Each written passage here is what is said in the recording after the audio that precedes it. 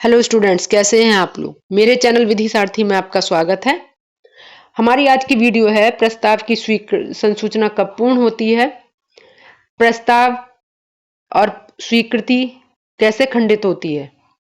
तो यहाँ पर हमारा टॉपिक हुआ प्रस्तावों की संसूचना, स्वीकृति और खंडन। तो चलिए अब हम आगे चलते हैं। तो यहाँ पर यह है प्रस्ताव की संसूचना कब पूर्ण होती है। प्रस्ताव की संसूचना जो होती है वो तब पूर्ण होती है जब प्रस्ताव जिसको किया जाता है उस तक पहुंच जाता है। अब हम अपने आंसर को करते हैं। इसमें जो वो है हमारा कॉन्ट्रैक्ट एक्ट का सेक्शन 3 है, उसके अनुसार प्रस्तावों की सूचना, प्रस्तावों की स्वीकृति और प्रस्तावों का खंडन कैसे होता है। क्रमशः स्वीकार करने वाले, ग्रहण करने वाले, खंडन करने वाले व्यक्ति के कार्य लोप, उसके एक्ट से या ओमिशन से, यानी वो कुछ कार्य करे या कार्य ना करे, उससे समझा जाता है। जिन कार्यों के द्वारा या कार्य ना करके वो क्या दर्शित करता है कि मैंने प्रस्ताव का खंडन कर दिया, मैंने संसूचना का खंडन कर दिया, मैंने स्वीकृति का खंडन कर दिया। तो यानी प्रस्ताव की सूचना, स्वीकृति और खंडन कैसे है। प्रस्ताव की संसूचना, स्वीकृति या खंडन क्रमशः उसे करने वाले, स्वीकार करने वाले, खंडित करने वाले व्यक्ति के कार्य से समझा जाएगा, या उसने कोई कार्य नहीं किया है उससे समझा जाएगा जिसके द्वारा वो ऐसा करने का, स्वीकार करने का, खंडित करने का अपना आशय रखता है। समझ में आया। जैसे उदाहरण, आपने ए ने अपनी टैक्सी लेकर टैक्सी स्टैंड पर खड़ा हो गया। ए के आचरण क्या बता रहा है कि वो टैक्सी में लोगों को ले जाना चाह रहा है। तो जितने भी लोग वहां हैं जो बैठ जाएंगे वो क्या है भाई, हमने स्वीकार कर लिया। नहीं बैठ रहे, खंडित कर दिया। अब इसमें नेक्स्ट आता है कि डाक द्वारा अगर हम पोस्ट से कोई अपनी प्रपोजल भेज रहे हैं वो कब सूचना पूर्ण होगी। ये सेक्शन 4 कह रहा है। सेक्शन 4 कह रहा है कि अगर हम डाक द्वारा अपनी संसूचना भेजते हैं, प्रस्ताव भेजते हैं, अपना प्रपोजल भेजते हैं, तो वो कब पूर्ण होगा।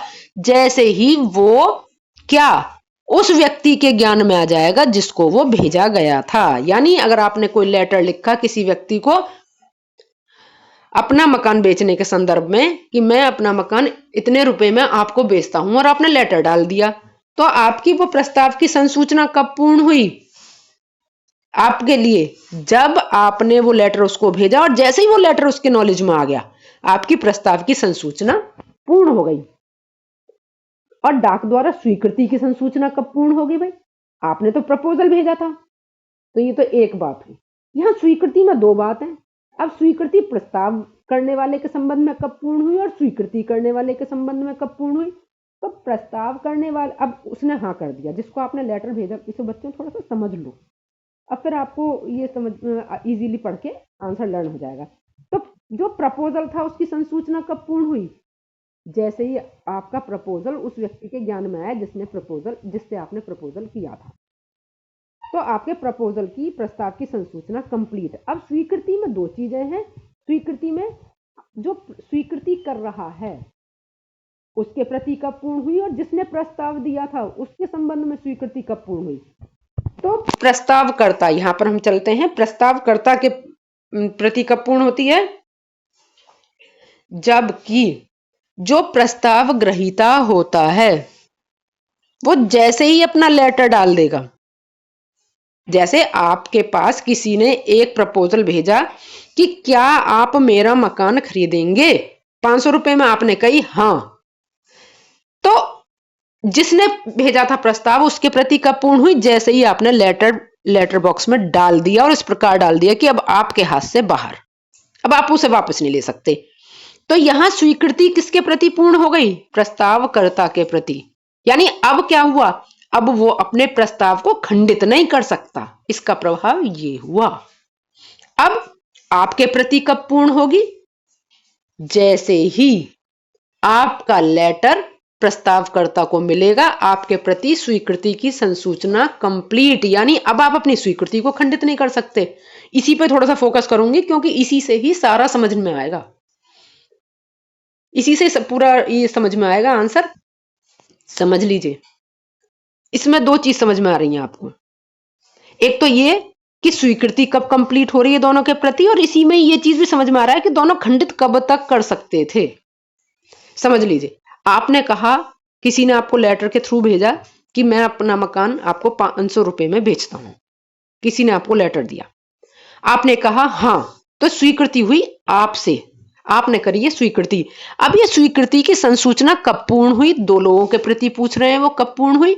एक तो जिसने प्रस्ताव किया उसके लिए कब पूर्ण हुई, और एक आप जिसने प्रस्ताव ग्रहण किया उसके प्रति कब पूर्ण हुई? तो जिसने प्रस्ताव किया उसके प्रति तो जब पूर्ण हुई जैसे ही आपने हाँ का लेटर डाल दिया डाक में, और आपकी शक्ति के बाहर हो गया इसको वापस लेना। समझ में आया? और आपके प्रति जिसने स्वीकार किया था उसके प्रति स्वीकृति की संसूचना कब पूर्ण होगी? जब वह स्वीकृति जो आपने हाँ का लेटर भेजा है उस व्यक्ति के ज्ञान में आ जाएगी जिसने प्रपोजल किया था। तो यानी अब यही समझ लीजिए, स्वीकृति भी समझ में आ गई, खंडन समझ लीजिए। प्रस्तावक कब तक खंडित कर सकता है अपने प्रस्ताव को? जब तक आप हाँ का लेटर नहीं डाल देते हैं। जैसे ही हाँ का लेटर पड़ा, प्रपोजल कंप्लीट, पूरा कॉन्ट्रैक्ट हो चुका, अब ये खंडित नहीं कर सकता। कौन? प्रस्तावक। अब आप जिसने हां करी थी, स्वीकारकर्ता कब तक खंडित कर सकता है?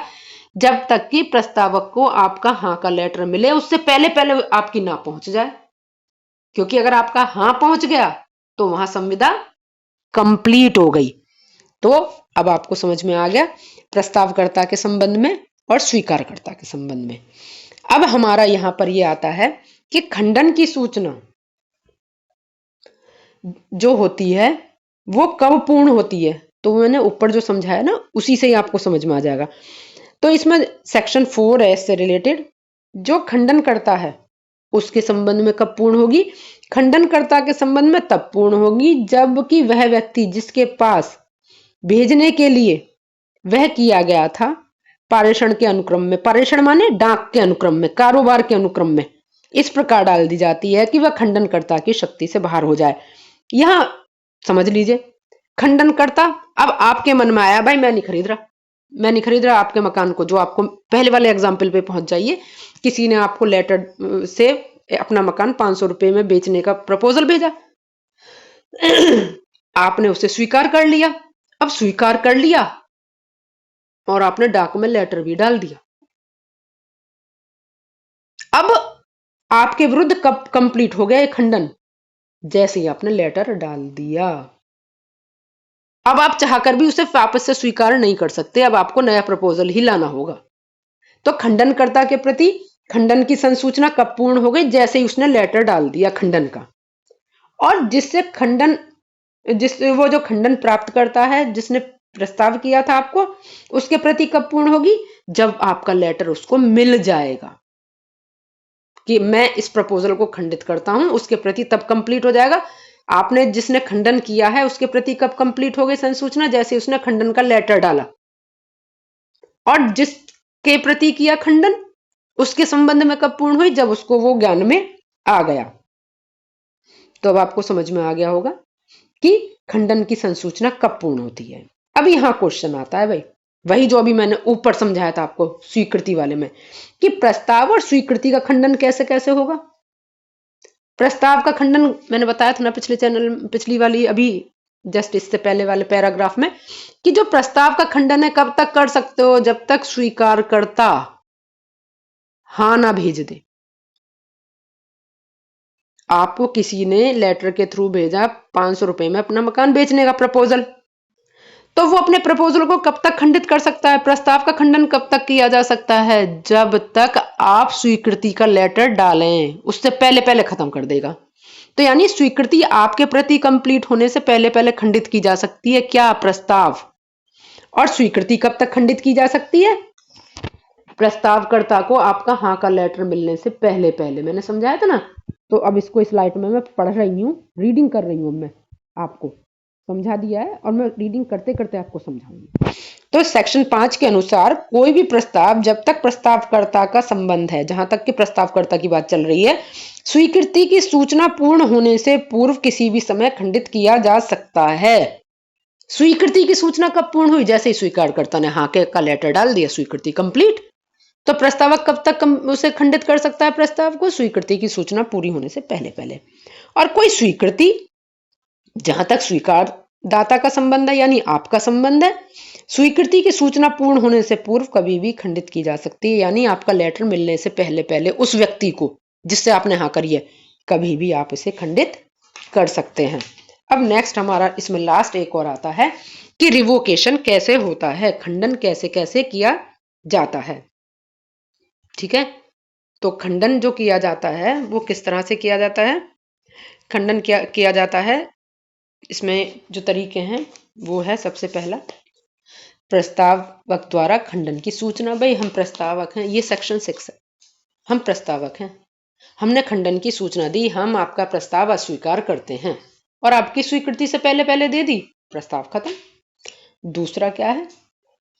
ऐसे प्रस्ताव की स्वीकृति के लिए निर्धारित समय बीत जाने पर, समझो जैसे आपके एग्जाम के फॉर्म निकले, पीसीएसजे के फॉर्म निकले, किसी भी कंपटीशन के फॉर्म निकले, उस फॉर्म में एक डेट होती है कि भाई इतने, ये लास्ट डेट है फॉर्म भरने की। फॉर्म भरने का क्या मतलब है? प्रस्ताव को स्वीकार करने की। जैसे ही वो डेट निकली, प्रस्ताव खत्म, खंडित हो गया प्रस्ताव। समझ में आया? नेक्स्ट क्या आता है कि प्रस्ताव की पूर्ववर्ती शर्तों को पूरा करने में प्रस्तावकर्ता स्वीकारकर्ता यदि असफल रहता है। अब आपके मन में है पुलिस की भर्ती निकली, भाई उनको मुझे वैकेंसी को भरना है, उधर से प्रस्ताव आया, आप स्वीकार करता है, उन्होंने उसमें एक शर्त लिख रखी थी कि जो फीस होगी वो एक स्पेसिफिक तरीके से, एक विशेष तरीके से जमा होगी, आपने उस तरीके से जमा ही नहीं करी, तो यहां पर स्वीकारकर्ता उस शर्त को पूरा करने में क्या रहा? असफल। अब क्या हुआ? आपका फॉर्म रिजेक्ट, मींस खंडन। प्रपोजल का क्या हो गया? खंडन हो गया। लास्ट इसको समझ लीजिए बस थोड़ा सा, इसमें है कि प्रस्तावक की मृत्यु या पागलपन से, इसमें बताया गया है कि जहां पर प्रस्तावकर्ता की मृत्यु प्रस्ताव के ग्रहण होने से पहले पहले हो जाएगी, या वो पागल हो जाएगा, इनकॉम्पिटेंट टू कॉन्ट्रैक्ट हो जाएगा, संविदा करने में अक्षम हो जाएगा, तो क्या होगा? प्रस्ताव ऑटोमेटिकली खंडित हो जाएगा। यानी ए ने बी को प्रस्ताव किया, किसी ने आपको प्रस्ताव किया, एक ही एग्जांपल दे रही हूँ क्योंकि वही सेट होता रहता है ना, फिर आपको किसी ने प्रस्ताव दिया कि मैं अपना मकान 500 रुपए में आपको बेचता हूँ। प्रपोजल भेजने उसने प्रस्तावक ने प्रस्ताव भेज दिया, आप स्वीकृति कर रहे थे, इससे पहले ही वो मर गया या पागल हो गया, तो प्रस्ताव का खंडन हो गया। परंतु इसमें एक बात और है, जबकि स्वीकृति से पूर्व स्वीकारकर्ता को यह ज्ञान में आ जाए, अगर आपको पता ही नहीं था और आपने एक्सेप्टेंस कर लिया, तब यह नियम लागू नहीं होगा। तो यानी यदि ये कारण जो है अक्षमता का, ये स्वीकारकर्ता को प्रस्ताव का स्वीकार जिसने किया है उससे पहले ज्ञान में आ जाएगा तो सही है, अदरवाइज तो फिर क्या होगा? प्रस्तावक के उत्तराधिकारी उस स्वीकृति को पूरा करने के लिए बाध्य होंगे। यानी आपको अगर हाँ करने से पहले पता है कि वो मर गया या पागल हो गया तो प्रस्ताव खत्म है, परंतु आपने हाँ कर लिया, आपको कुछ नहीं मालूम, तो यहाँ फिर जिसने प्रपोजल भेजा है, प्रस्तावक है, उसके उत्तराधिकारी उसको पूरा करेंगे। इस तरह हमारा ये टॉपिक कंप्लीट होता है। आपको अगर मेरी वीडियो अच्छी लग रही हो तो मेरे चैनल को सब्सक्राइब कीजिए, मेरी वीडियो को लाइक, कमेंट एंड शेयर कीजिए, जिससे हमें मोटिवेशन मिले, आप तक हमारी हेल्प पहुंचे। Thank you. जय हिंद।